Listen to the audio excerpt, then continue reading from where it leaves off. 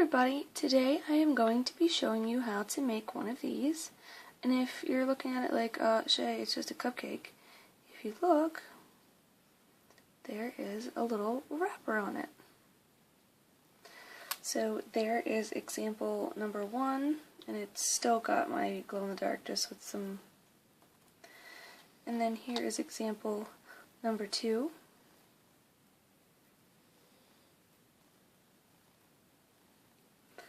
And then this is example number 3. It's not decorated yet, and I made it pushed in and stuff to give it a more realistic look as far as paper goes. So, I'm going to show you everything that you need for this tutorial. You're going to start off by needing a mold, and I'm really sorry, but I haven't figured out a way to do this with that one. So this is the one that I'll be using today. If you want to know how I made this, you buy the Reese's Minis, the little teeny tiny ones, freeze it for about a half hour, and then push it into your mold. And that's how you get this cupcake base. So you're going to need one of those. I have never used Fimo Deco Gel, so I don't know if you can use that or not. The Bacon Bond is a little bit thicker, so I prefer that, and the Liquid Sculpey is thinner, so sometimes I'll mix them together. If you're going to be painting this, you're going to need paint. You can mix color into it, and I'm going to show you how to do that as well. You're going to need a tool. This is just the one that I'm using. You can use anything. You're also going to be needing a head pin or an eye pin, whichever you prefer. I'm going to be using a head pin. A color chalk of your choice if you're not using paint. And then a glaze of your choice. This is the one that I recommend, either this or the Pledge Floor Polish, which you can get at Walmart. This is sold at Home Depot, Lowe's, any hardware store. I don't recommend triple thick. And the last thing you're going to need is something to mix on. Alright, so I'm going to get started in showing you what to do. If you find that your supply is too thick in your Bacon Bond, then you can use some Sculpey clay thinner to make it a little bit thinner. If not, then you can just use like baby oil or anything like that. Any kind of oil except like cooking oil. Use like body oils or oils that you use for like candles and soaps and stuff. Don't use anything for cooking because that will just end up bad. Okay. Mine's a little bit too thick, so I'm going to add 1 drop. You don't need much of that stuff, so mix this up.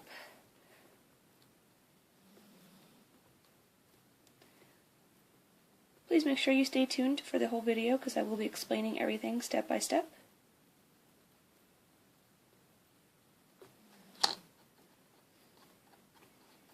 Okay, when you get it to the consistency that you like, I'm going to be taking a razor blade. You can use anything you want to scrape your chalk and your chalk of choice. And then put a little scrape in. A little dab more just to make sure everything mixes in well. You don't need much chalk because this is transparent, but if you do want it a darker color, then you just add a little bit more chalk. Okay. So the reason I say that you should have it a little bit thicker, you're going to find out why here in a second. Let me just wipe this off with the excess. Okay. You're going to take your mold, and let me zoom in for you a little bit. You're going to take your mold and grab a little bit of it with your tool. If you can see how I'm placing this in, right where those little ridges are. Don't worry about it. If it gets on the top, you'll take care of that later.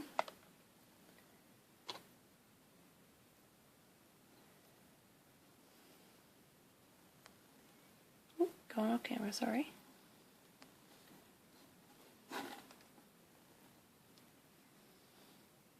If you want your cupcake wrapper to be glittery or anything like that, you can add some glitter onto the actual mold itself before applying the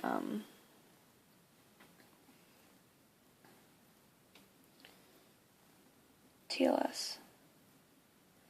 Now the goal with this is to keep it on the edges. That's why I say you need it a little bit thicker. See how it goes on the edges? So you're literally making a cupcake wrapper out of translucent liquid Sculpey that has been colored. So now what I would do, you can use paper towel, whatever you have lying around, and wipe off the top. And place this entire thing, I do about 150 to 200 degrees for about 20 minutes. And then it's going to come out looking like this. Now, the other thing I recommend, first of all, don't pull it out until it's completely cold. I quench mine in ice cold water as soon as it comes out. You can leave it like this, or you can take it and trim it down so it's a little bit different effect. This is one pass around, this is two. If you find that you want to put 2 layers on, you can. This is one that has not been painted. So this is, I prefer the painted look. This one is not painted. It's just a colored TLS. This one is painted. And really quick, I will show you how you turn it into a cupcake. Take your little cupcake base. You can use any clay you want at this point. You do not have to use polymer clay. You can use air dry clay or cold porcelain. I'm going to be using Sculpey's version of air dry clay, except it's bakeable. It just has the texture and feel of air dry clay. You're going to take a piece big enough for your cupcake, and then you're going to roll it into a ball. This brand is Sculpey Ultralight, and you can purchase this at Michael's, Joann's, and AC Moore. I'm sure you can also get it at Hobby Lobby. I put mine into a cone type shape, and then I lightly push it into the mold, the molded piece. I then take a toothbrush and then texture it all around, and since these are very thin, you can push a head pin, or, well, I use a head pin, so I push the head pin through the bottom.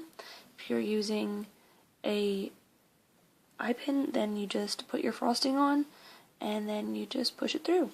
I recommend to glaze only the frosting in the base and leave the cake matte.